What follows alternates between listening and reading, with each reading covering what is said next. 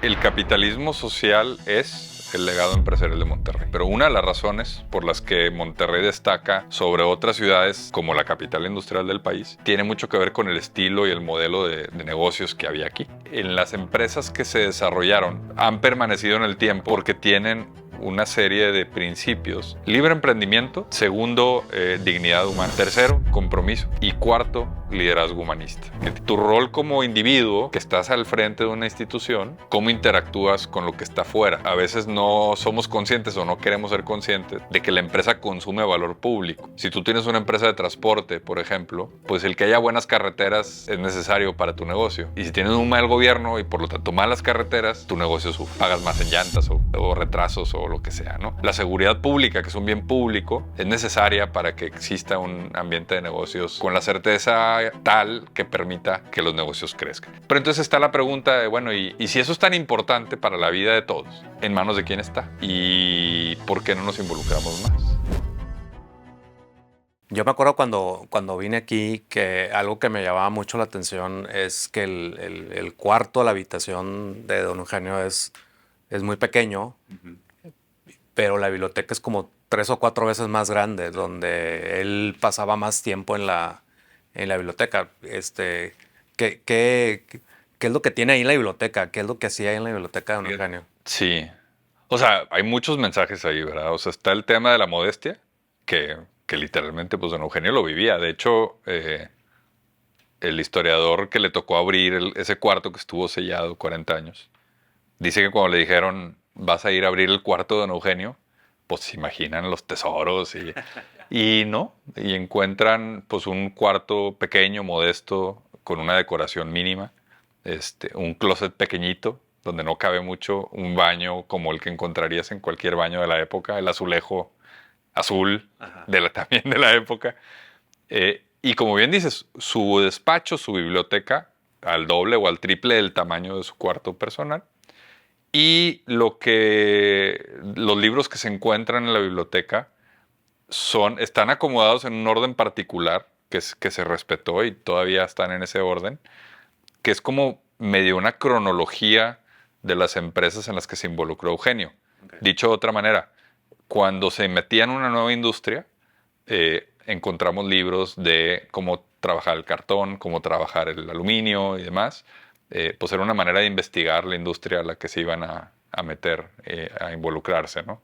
Entonces, en una época donde no hay internet, pues era la manera de estudiar y de investigar, ¿no? Sí, y yo creo que también un poco el mensaje es que las personas que tienen empresa o que están empezando un emprendimiento, esta investigación, documentación, y más ahorita, ahora al revés, con tanta información que hay, le ponemos poca atención a profundizar en el conocimiento.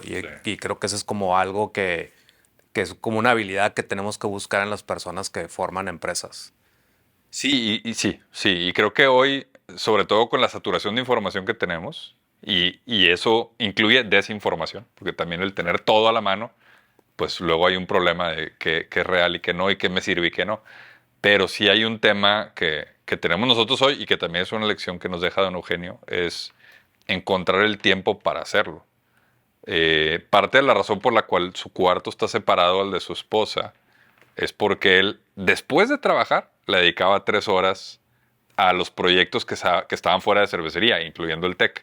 Entonces, en esas 3 horas era o atender personas aquí o estudiar, leer. Entonces, pues es la disciplina también de dedicarle tiempo a las cosas. Hoy en día nos quejamos mucho de que no tenemos tiempo o que no alcanza el tiempo para hacer lo que necesitamos hacer. Y yo creo que eso es parcialmente cierto, sí es cierto que estamos muy saturados y muy demandados, pero también no le ponemos disciplina a lo que tenemos no que hacer. agendamos el tiempo. Sí. Porque si nos damos tiempo para otras cosas. Sí, claro. Entonces, y que también es legítimo, ¿verdad? Pero porque pues también necesitamos ratos de distracción, pero no pura distracción. Sí. O sea, sí también hay que meterle un poco a lo que tenemos que hacer. Y lo que platicamos hace rato, con vistas al año que viene, con la visión del año que viene, dedicarle este tiempo a la estrategia, y a la estrategia no solamente de cuánto voy a facturar, cuál van a ser mis utilidades, los gastos, la estrategia comercial, sino estamos enfocando todo este tema a planear la estructura como empresa y pues me gustaría como empezar de dónde nace el capitalismo social, todo esto para mí relativamente nuevo, no a lo mejor como medio indirectamente relacionado o viendo en otros países. ¿Cómo nace? ¿Por qué aquí en Monterrey? Y me queda claro por qué aquí en esta casa, pero ¿nos puedes platicar algo, un poco la historia de todo esto? Claro. El capitalismo social es el legado empresarial de Monterrey. Eh, o sea, la razón, bueno, no quiero decir pero una de las razones por las que Monterrey destaca sobre otras ciudades el siglo pasado, como la capital industrial del país, tiene mucho que ver con el estilo y el modelo de negocios que había aquí. Eh, ¿Por qué sucedió eso? Hay muchas explicaciones y no quisiera entrar en pues inventar algo que a lo mejor no tenemos, diría nuestro historiador, no tenemos la verdad documentada. Pero de que sucedió, sucedió. Claro. Entonces, lo que sí sabemos es que en las empresas que se desarrollaron, algunas de ellas que siguen existiendo hoy, o sea, las empresas más longevas que tienen su sede principalmente en Monterrey, han permanecido en el tiempo, han tenido un crecimiento a largo plazo, porque tienen una serie de principios, no necesariamente siempre codificados como los tenemos hoy nosotros codificados, pero sí son rasgos que observamos en muchas empresas, y son 4. Libre emprendimiento, que hoy más bien yo diría libertad. Segundo, dignidad humana, un énfasis en las personas y una toma de decisiones en las personas. Tercero, compromiso con todos los grupos de interés, no nada más con el inversionista.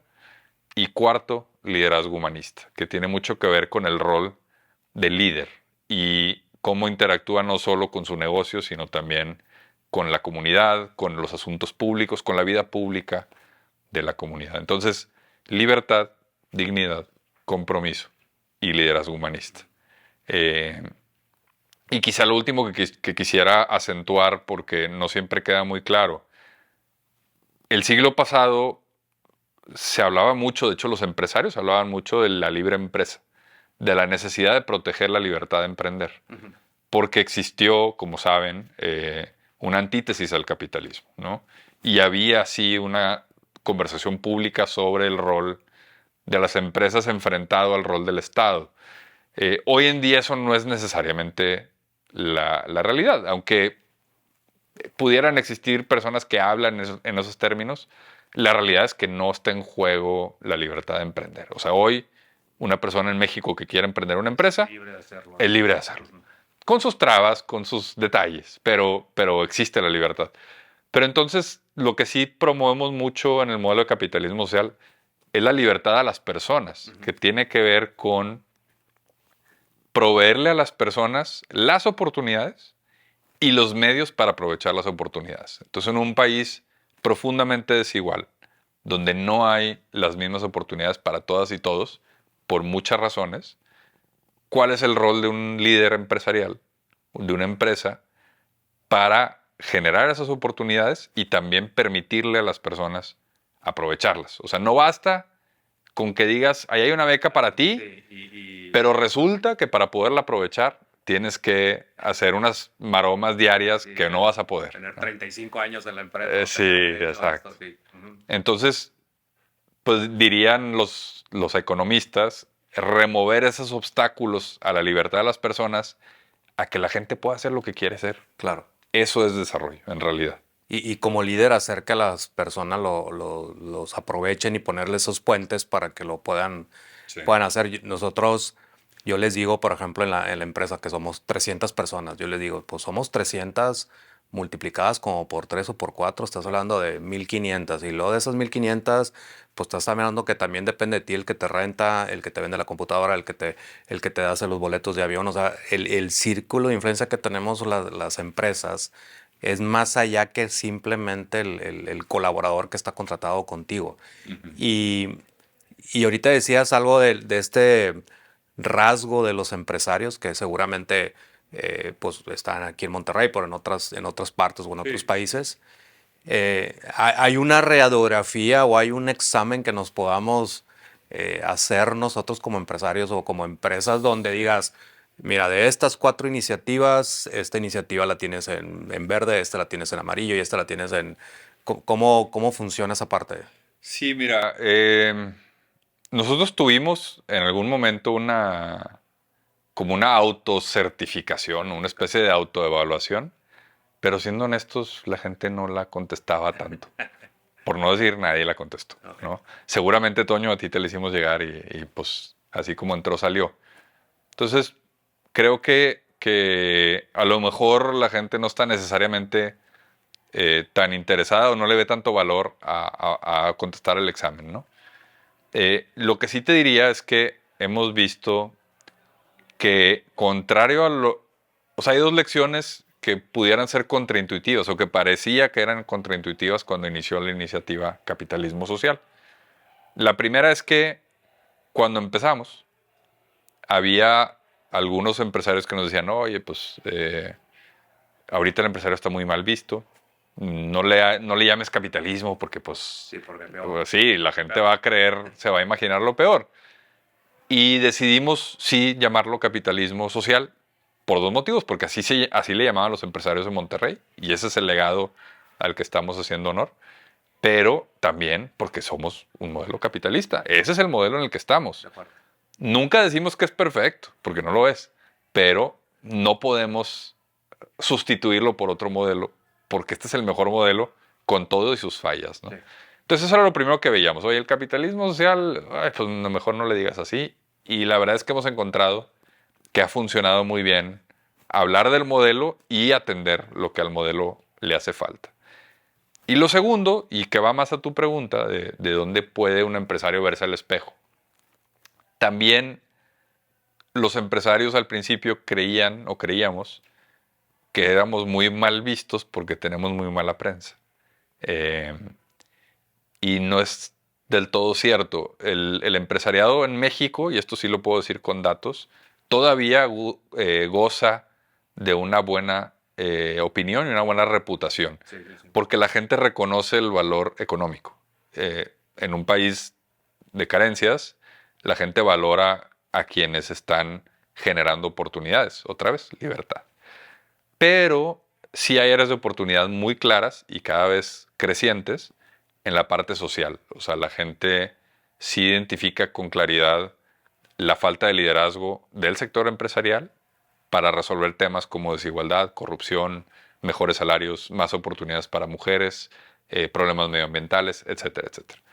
Entonces, pues eso, yo creo que no tenemos todavía así como un barómetro para medirme yo y mi empresa específicamente, pero a nivel general, sector, sí sabemos cómo lo está viendo la gente, cómo nos ve la gente como sector y qué áreas de oportunidad tenemos en las que deberíamos estar trabajando. Claro. Sí, y también me gustaría ver si puedes compartir, pues a mí me ha tocado ver casos de éxito que han estado aquí, que han tomado iniciativas, que se han capacitado, que están con otros empresarios y han empezado a implementar iniciativas que como historias o como casos tienes que puedas compartir. Sí, mira, nosotros en la plataforma, en capitalismosocial.mx, tenemos, creo que ahorita vamos en 14 casos documentados, buenas prácticas. No necesariamente nacen a raíz de que vinieron aquí, la verdad. O sea, hay quienes ya tienen muy buenas prácticas y lo que falta es comunicarlas más. Que ya las comunicaron, ya están ahí documentadas. Entonces, parte de la chamba nuestra es comunicar, comunicar, comunicar, porque sí hay una necesidad importante del sector de comunicar más y mejor. Y yo dejaría lo mejor al segundo, o sea, más, comunicar más, porque a veces tenemos esta modestia malentendida de no, es que no queremos alardear lo bueno que hacemos. Pues sí deberíamos, porque luego entonces ese vacío de comunicación se llena por otros actores con otras intenciones, ¿no? Entonces sí hay un tema de comunicación. Y ahora, sobre ejemplos específicos, también otra cosa que hemos encontrado valiosa es que más allá de lo que podamos nosotros decir de la teoría o enseñar de la teoría, el mejor maestro es otro empresario que te cuenta lo que está haciendo, ¿no? Entonces, en nuestros programas formativos, la oferta de valor consiste principalmente en que un empresario, una pyme, un emprendedor vaya y escuche de la voz del dueño de una empresa eh, por qué están haciendo lo que están haciendo en términos de cualquiera de estos principios. En efecto, qué hicieron y qué resultados está teniendo. Correcto. Y pues para no citar un solo ejemplo, invitaría a cualquiera de los ejemplos que encuentren en capitalismosocial.mx es un buen ejemplo, pero hay otras fuentes también. O sea, el tecnológico tiene el Centro de Empresas Conscientes, ahí hay mucho que ver. Eh, Coparmex y otros organismos tienen una cosa que se llama Empresa Contigo, ahí también te pueden acompañar en la implementación de buenas prácticas. Entonces creo que recursos hay, es importante pues, acceder a ellos y como decíamos al principio, dedicarle tiempo a escuchar y aprender. ¿Y qué debe hacer el dueño de la empresa? O sea, ya obviamente va a sonar medio trillado, pero el primero que tiene que estar convencido es la cabeza. Si no, no funciona. ¿Qué debe hacer cuáles eran como los tips para alguien oye, quiero cambiar y quiero redirigir mi rumbo a la empresa hacia el capitalismo social? Estoy viendo que otras empresas, obviamente vienen muchos casos y yo he escuchado casos que dices tú, pues no está tan difícil, es cuestión nada más de implementarlos y tener ideas innovadoras. Sí, a ver, es que o sea, hay muchas maneras de responder eso, pero definitivamente este modelo, como muchos otros, tiene que ser de arriba abajo. De arriba abajo. Tiene que. Porque estamos hablando de un modelo estratégico de largo plazo. Entonces, únicamente el dueño o quien toma las decisiones, la mayoría de las decisiones en la organización, es quien va a tener la disciplina o el convencimiento de mantener esto a largo plazo. Porque si tú a un director, por ejemplo, le exiges que le suba el sueldo a todo el equipo, pero eso va a ir en contra de sus incentivos de corto plazo, de rentabilidad del negocio, pues por supuesto que no lo va a hacer. Te podrá decir que sí, pero a la hora de la hora, si al final se mide solo en resultados económicos, pues hará todo lo posible por dar esos resultados económicos. Entonces, sí tiene que haber un convencimiento de largo plazo y en la medida de lo posible sí hemos escuchado sugerencias de, pues métele al bono del director general, por ejemplo, un porcentaje variable importante en términos de desarrollo del personal. Desarrollo de gente. Para que le ponga atención, porque si no, pues obviamente, y por ejemplo en Estados Unidos pasa mucho con las empresas públicas, el trimestre manda, ¿va? Entonces, pues sí queremos ayudar a la comunidad en esto, que se va a tardar 5 años en dar fruto, pero yo tengo que dar resultados en 3 meses, ¿va? Y si no, está en juego mi trabajo. Sí. Entonces, cualquier ser humano, o sea, yo no lo juzgo, cualquier persona, yo mismo, pues darías prioridad a eso, ¿verdad? Porque eso así te están midiendo. Entonces, si no viene el dueño, si el dueño no está convencido, podemos tener aquí al director y que trate de convencer a su jefe. Si no hay convencimiento de arriba abajo, difícilmente se va a sostener. De acuerdo.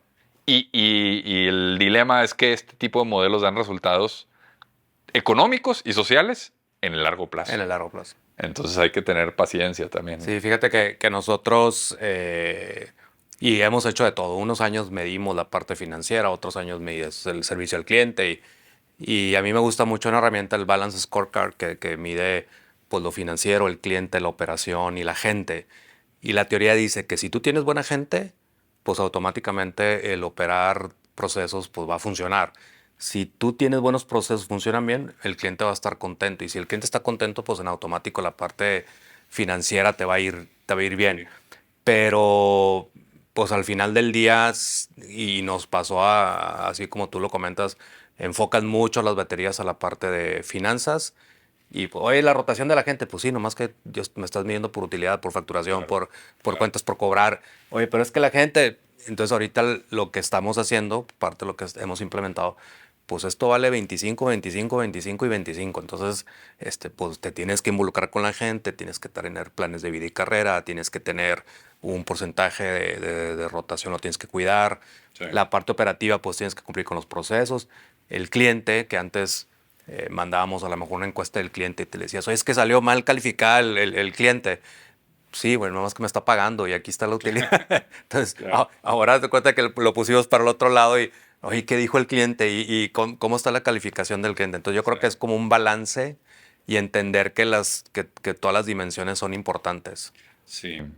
Sí, sí, no, 100% de acuerdo con ustedes y pues creo que Axioma es un buen ejemplo, entonces que valdría la pena compartir y que la gente conozca el cómo y replicar. Pero quería nada más reaccionar a algo, pues escuchándote, Toño, pues es que así nos enseñaron. O sea, el paradigma desde Friedman a la fecha es, o sea, había sido siempre eh, que la responsabilidad social del negocio es hacer dinero para inversionistas Claro. y que todo lo demás lo atiende el mercado. Pues eso suena lógico, es lógico pensar así. Es una estrategia. Pues o sea, tiene sentido en papel, pero la realidad es mucho más compleja que eso, ¿verdad?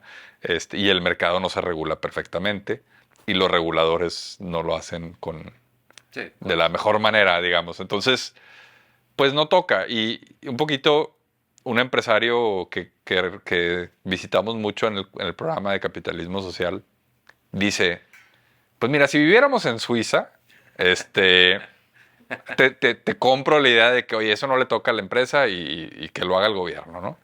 Pero vivimos en México, ¿no? Entonces, también hay que reconocer en dónde estamos parados y entonces no es nada más el chiste de, pues ni modo es México, ¿no? Pero ¿a quién le toca hacer ese cambio, ¿no? de acuerdo. Y empieza desde un cambio de paradigma. ¿Para qué es el negocio? ¿Para qué existe la empresa? Si es solo para hacer dinero para los inversionistas, pues exprímelo, nada más que no va a durar, Claro. ¿no?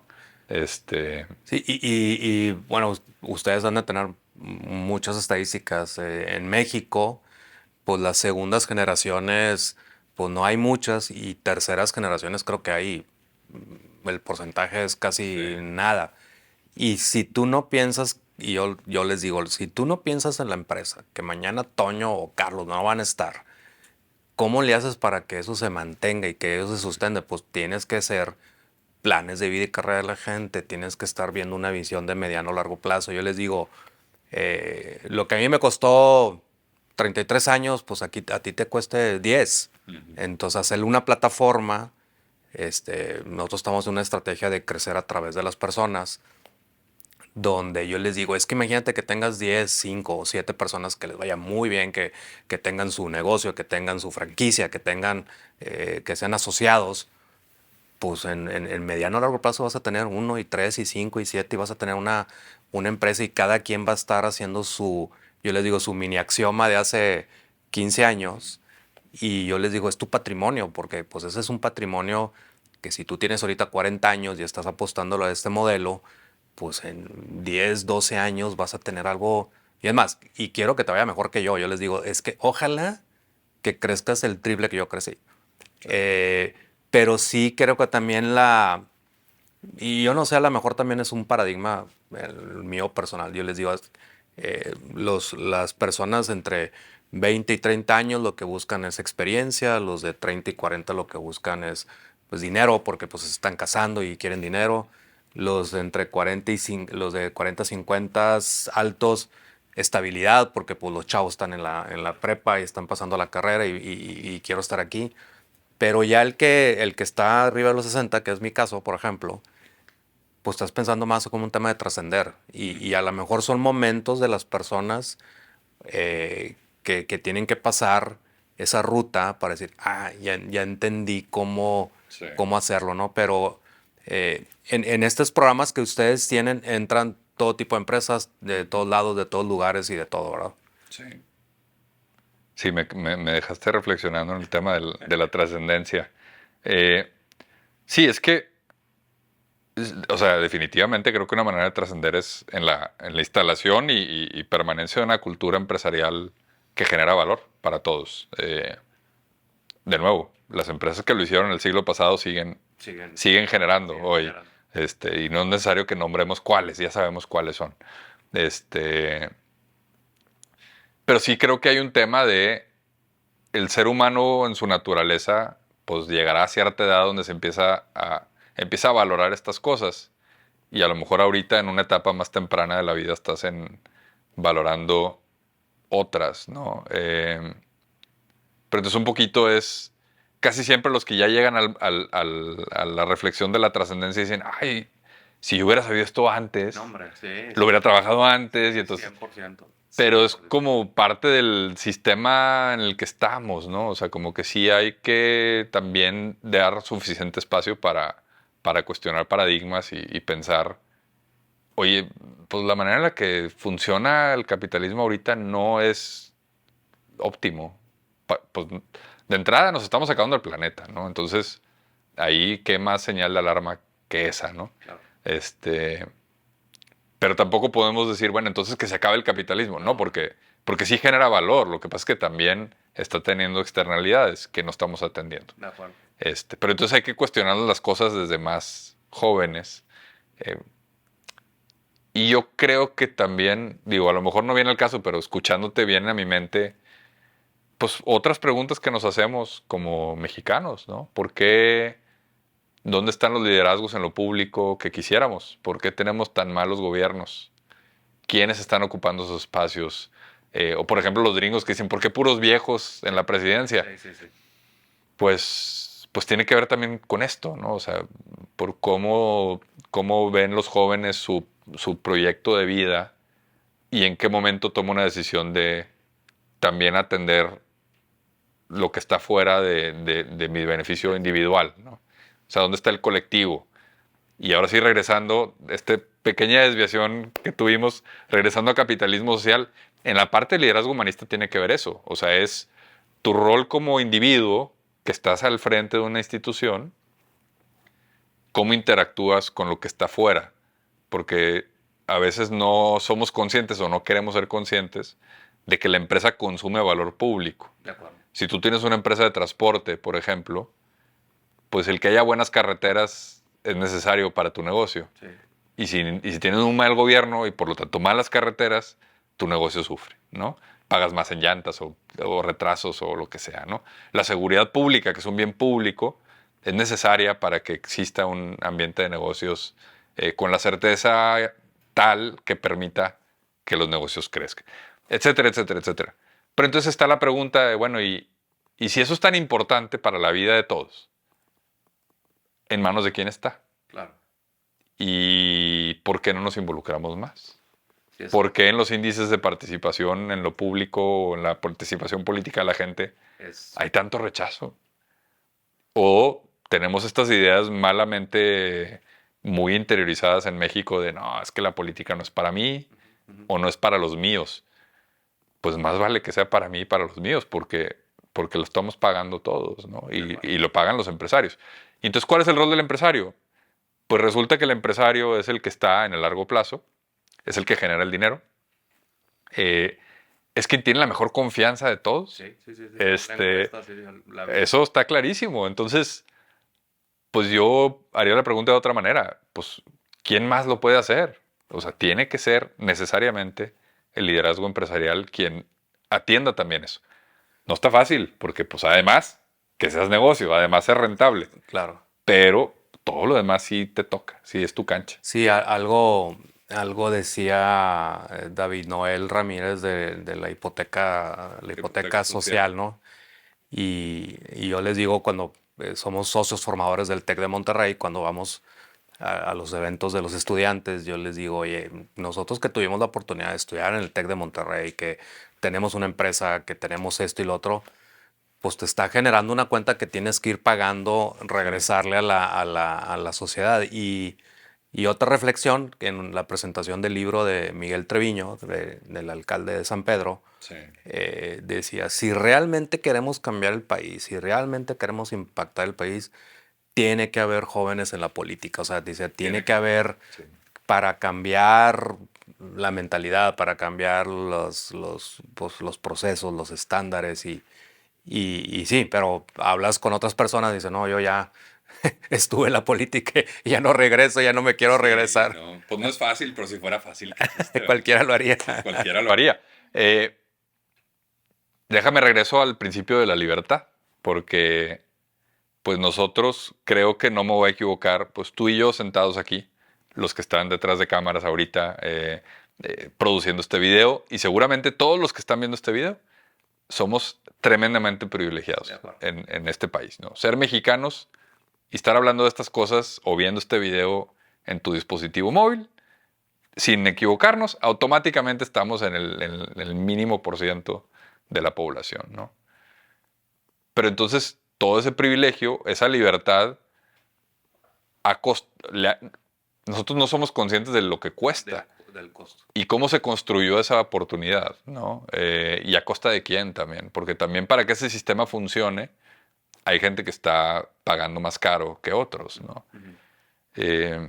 Entonces sí hay una deuda, como decía David Noel. O sea, sí la tenemos.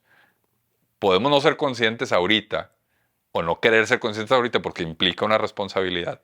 Pero tarde o temprano quiero pensar que nos cae el 20. Ojalá sea temprano para que hagamos algo. Porque luego cuando te cae muy tarde dices, uy, pues bueno, ya ni modo, ya. Yo ya no. Le tocará a la generación que sigue. Que vienen. No, señor, nos toca a nosotros. A ti y a mí y a los que estamos aquí y los que nos veamos en el día del foro. Sí hay una responsabilidad. Cada quien sabrá cómo atenderla, pero lo que no se vale o lo que sí le debemos al país que tanto nos ha dado es sí hacer algo desde lo que nos toca. Y yo creo que también mucho desde, como esto, bueno, a lo mejor ya pasa el tiempo, pero la educación, primero de nuestros hijos, de la gente que está, de uno mismo, de los colaboradores, y esta industria, en la mañana estábamos platicando con alguien, esta industria donde estamos nosotros, de los desarrollos inmobiliarios, de las construcciones, hoteles, todo este tema, curiosamente, son de los que menos invierten en capacitación y desarrollo de gente. Nosotros tenemos un programa en la empresa que se llama Axio Wellness, que tú subes tus evidencias de que haces ejercicio y comida y todo, y cada 3 meses el que quede en primer lugar le damos un premio de un viaje todo pagado para 2 personas, 4 días. Tenemos 2 clientes, que son clientes de nosotros grandes, así grandototes, que dice, oye, quiero entrar a tu programa porque aquí aquí de este lado no hay mucho de ese tema. Sí. Y yo digo, oye, digo, claro, pues está abierta y tenemos en nuestra plataforma, pues, la gente de Axioma y como 2 o 3 clientes que están metidos porque dicen, no, yo también quiero subir y me quiero meter al programa y yo sé que el bienestar me va a ayudar. Entonces, esta parte de la estrategia que estamos planteando y parte de la estrategia que estamos viendo nosotros hacia estos años es apostarle fuertemente a la parte humana, o sea, a la parte humana en todos los sentidos, sobra decirlo que también nuestra industria es una industria que tristemente en tu página web y currículum le tienes que poner, somos honestos y transparentes, porque el tema de la corrupción es enorme. Sí. Y tenemos que cambiar, pues nosotros, los clientes, los desarrolladores, los contratistas, los proveedores, toda la gente que está en este medio, porque como platicamos hace rato, ya lo das como, bueno, calcula el presupuesto, los permisos y pues ponle una pizcacha ahí que es parte del permiso, sí, algo que te van a pedir. Sí. Sí, pues sí, tristemente, pues así es, pero no tiene que ser. Sí, o sea, no, como que a veces estamos cruzados de brazos y bueno, pues ni modo. Y pues no, ni modo. O sea, sí, ¿cómo lo cambias? Y también ser conscientes de que participar en ello es propagarlo. Sí, y premiarlo. O sea, es walk the talk, ¿no? Totalmente. Y de lo que decías, el ejemplo que dabas de Axio Wellness y del enfoque en las personas, pues eso es liderazgo humanista. O sea, al final del día es poner en el centro de las decisiones que tomas a las personas. Porque al final del día, pues las instituciones son personas, ¿no? Hay ideas que están detrás, que permanecen. Pues vivimos una democracia, queremos instituciones democráticas, o sea, son ideas al final del día, pero el fin de todo deben ser las personas. Y ojo, todas las personas, no solo mis personas. Sí, las que están. Sí. Sí, yo les digo, si tú eres bueno, pues tu equipo es bueno, el proyecto es bueno, el municipio es bueno y la comunidad y el medio ambiente. O sea, porque también tenemos externalidades de las que hay que hacernos responsables. Okay. Esta es una industria como todas, ¿eh? O sea, yo tampoco voy a decir, Sí. esta industria es muy mal. No, a ver, todas las industrias tienen sus cosas, ¿no? Pero es una industria que aprovecha mucho el valor público. El precio del real estate depende de que la zona tenga plusvalía. De acuerdo. Que ahorita hablamos del urbanismo, ¿no? Que era importante Sí. toda la parte O sea, urbana. si el gobierno de mi ciudad cambia el parque que está frente a mi desarrollo, No, inmediatamente me beneficio. de acuerdo. Pero entonces, pues eso no lo hice yo, no es mérito mío, ¿verdad? Pero entonces reconocer eso, o sea, somos consumidores de valor público, por lo tanto, también cómo generamos y contribuimos a la generación de valor público. Este, y eso, aunque no nos guste, Claro. necesita de liderazgo de los empresarios. Creo que estaría bien interesante el día del evento, dar todos tres así como, bueno, vas al contexto, el contexto, todo lo que, pues en el programa es inspirar, contexto, la teoría, ejemplos y vinculación, ¿no? Esa es parte del programa que tienen ustedes. En el tema de ejemplos estaría, digo, y yo he ido a varios que comparten abiertamente sus prácticas, como Merco, que comparte cosas muy buenas.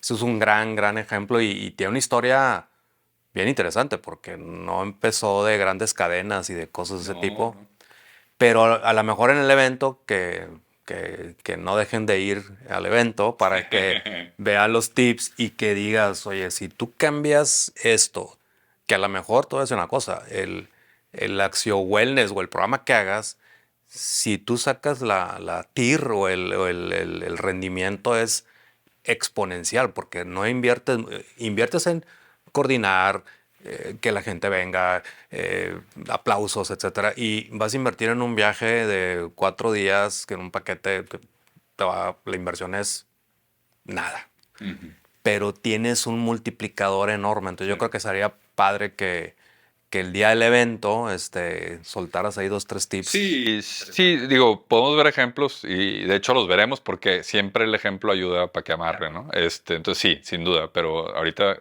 que decías de Merco, no sé si te acuerdas que nos cuentan ellos siempre que pues había un convencimiento del dueño, de los dueños, había una estrategia y una planeación alineada a la estrategia para implementar estas cosas. Y al principio, cuando hablaban de estas cosas en foros públicos o en clases en una universidad o lo que sea, les decían, ay, pues sí está bien padre tu teoría, pero no me vengas, ¿verdad? O sea, lana es lana. Entonces ahora pasa el tiempo y les está yendo súper bien y muestran ellos resultados, por ejemplo, en una industria del supermercado donde la rotación es altísima, ellos claramente lo marcan en el tiempo y tienen rotación a la baja y una correlación perfecta con productividad a la alta. Con el servicio y productividad. Y así como esa gráfica donde hay correlación perfecta, pues hay 4 o 5 gráficas donde ventas por metro cuadrado, cómo sube en comparación a la industria, la merma cómo baja en comparación a la industria, tener una cultura disminuye los accidentes y por lo tanto disminuye los pasivos. O sea, por todos lados hay beneficios. Y además, la gente está mejor. Está contenta. Sí. Está ganando más dinero, está más contenta en el trabajo, se llevan mejor con sus colaboradores, los clientes lo perciben, entonces también compran más. O sea, por todos lados. Pero hay que sostenerlo. O sea, si esperas resultados en 3 meses, no los vas a ver. Fíjate, ahorita decías en el tema de las encuestas, que no nos gustan llenar encuestas y hay otra encuesta. Y ahí sí hay que invertirle. Bueno, nosotros, por ejemplo, el mejores lugares para trabajar y que las mejores empresas y que el well-being y todas esas cosas. Y la misma gente dice, no, ¿para qué la contesto? Entonces yo le digo, si la gente no la contesta, quiere decir que no está viendo el beneficio como para mí, ¿qué? Claro. Entonces, si no lo comunicas bien, pero es parte de vencer esa parte que ya la llené el primer año y vi beneficios. Y ya en el segundo año, entonces ya vas agarrando algo que dices, y aparte te sirven para verte a ti mismo cómo estás. Que dices tú, no, yo estoy muy bien, toda la gente está muy contenta y a la hora que veo las encuestas, o sea, áreas de oportunidad, el sueldo por debajo del mercado, la rotación de no sé qué. Entonces, creo que son una oportunidad, que es una inversión, porque son algo muy sencillo, pero que eso le ayuda al dueño o al empresario ver exactamente su interior, ver su radiografía. Sí. Sí, sí, totalmente. Y una cosa adicional sería que seguramente quienes estén escuchando esto o quienes vayan al foro y lo escuchen, se darán cuenta, oye, pues yo sí tengo algunas de esas prácticas, yo sí lo hago, tenemos esto y que nos funciona muy bien y tal. Entonces sí también hay un rol de comparte. O sea, ¿por qué dejamos que otros actores en la comunidad hablen por nosotros y nos definan y digan, es que los empresarios son tales por cuales? No, no. O sea, hay muy buenas prácticas, hay muy buenas empresas, hay muchos ejemplos, pero sí nos falta comunicar. Sí, yo creo que ese tema es importante, el comunicar, porque como que nos hemos quedado nada más al interior y no lo comunicas hacia el exterior. De hecho, yo en las presentaciones con un cliente, empieza con eso. Sí. A nosotros nos han dicho clientes, oye, es que yo tengo una propuesta tuya y tengo una propuesta de la competencia, y la competencia me está cobrando X porcentaje menos. Le dije, no, ve el perfil de las personas y checa todos los beneficios de la persona. No cheques los proyectos y eso, checa los beneficios que tiene la persona. Pues que si tiene esto, y que si el seguro, y que si la acción, bla, bla, bla, bla, toda esa parte. Y yo le he dicho a los clientes, tú dime qué le quito. Yo le puedo quitar todo esto Y se hace más barato. y se va a hacer Sí, claro. más barato. Pero esta persona que está aquí, que la platica a la mañana a alguien, pues los proyectos que nosotros administramos, que pasan por la mano de esta persona que firma las estimaciones y concursos y todo eso, pues son proyectos de 1,100 millones, 2,000 millones, 800 millones. Dije, no, pues sí lo quiero con todas las, sí lo quiero con todas las protecciones, ¿no? Entonces, Claro. es cuestión que también nosotros mismos expliquemos a los clientes, expliquemos a la gente y también decirle, oye, ¿por qué es bueno para ti estar en esta empresa? Este, el sueldo es una parte muy importante, las prestaciones, el salario emocional, toda esta parte del bienestar es como un combo. Entonces, que hemos encontrado nosotros, que hacemos un boletín y ese boletín lo mandamos a las casas de los colaboradores para que el que vive en la casa, el papá, la mamá, la esposa o el esposo digan, güey, pues esta empresa está preocupada por mí, ¿no? Sí, claro. Sí, o sea, hay todo y también es algo muy intuitivo y que lo hemos visto más, cada vez más, de hacer evidente lo que la empresa está haciendo por sus diferentes stakeholders, ¿no? Viene a mi mente, por ejemplo, el caso que seguramente todos conocen de Patagonia, Sí. que ellos, su único stakeholder, porque así lo declaran, es el medio ambiente, pero entonces todas las decisiones de negocio que toman detrás son para contribuir a mejorar el planeta, ¿no? Pues entonces, por ejemplo, tú vas a la tienda y tomas una chaqueta Patagonia y una chaqueta de cualquier otra marca y la Patagonia es más cara. Pero dicen, sí, somos más caros, pero porque pagamos a precio justo al que hizo la tela y al que hizo la tinta para pintar la tela y al que lo transportó y el que... Entonces, en toda la cadena de valor estamos reconociendo los costos reales en vez de dejar que siempre el planeta pague la externalidad. Entonces, cuando el consumidor lo haces consciente, dicen, no, pues entonces sí. Sí, yo invierto. Ajá. Y voy a invertir en eso. O sea, la gente sí lo quiere pagar. Lo Sí. que pasa es que estamos acostumbrados a no. Más barato, más barato, más barato. Pero ¿a costo de qué? ¿Y quién paga ese? Y sobre todo comunicarlo y que la gente sepa realmente lo que hablábamos ahorita de este nivel de profundidad de ver la información, del contenido y todo eso y darnos este tiempo de pensar. O sea, deberíamos de tener nuestra biblioteca 5 veces más grande que nuestro cuarto. Ahorita que la vean se van a pantallar. Y los que están viendo esto, ojalá nos visiten pronto para que la conozcan. Es una experiencia para mí, la verdad, cuando yo soy egresado del TEC y todas estas cosas. Pero cuando te dan la explicación y qué hizo, qué logró, dónde estudió, ver todo lo que tiene, estar sentados ahorita aquí en este cuarto de música, de arte, pues dices tú, pues es lo que tienes que estar pensando si quieres llevar una empresa más allá que trascienda, ¿no? Sí. Sí, pues digo, sí, pero también yo diría, no, nosotros a veces nos dicen, ay, pero es que, ¿dónde están los don Eugenios? No, es que no estamos buscando otros don Eugenios. Él y muchos como él fueron hombres de su tiempo y a su manera. Ahorita el mundo es otro. y hay que adecuarnos a los recursos y a los retos que tenemos hoy. Lo que sí está claro es que tiene que haber un compromiso real con libertad, dignidad, compromiso social y liderazgo humanista. Bueno, excelente. Gracias, Toño, y nos vemos el 27. Ya está grabando. El 27 por ahí nos veremos y ojalá, más que un rollo así de un monólogo, No, muy bien. logremos un diálogo con el público. Vas a ver que sí. Muchas gracias. Muy bien, gracias.